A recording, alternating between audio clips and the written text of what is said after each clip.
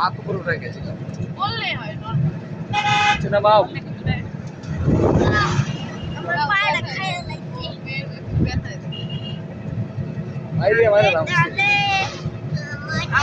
কি করতেছে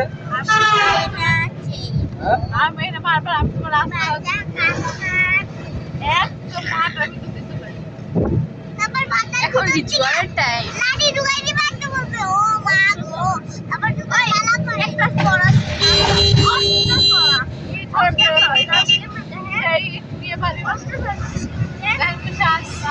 আমার মা জ্বর চুয়াডাঙ্গা দিয়ে আসছে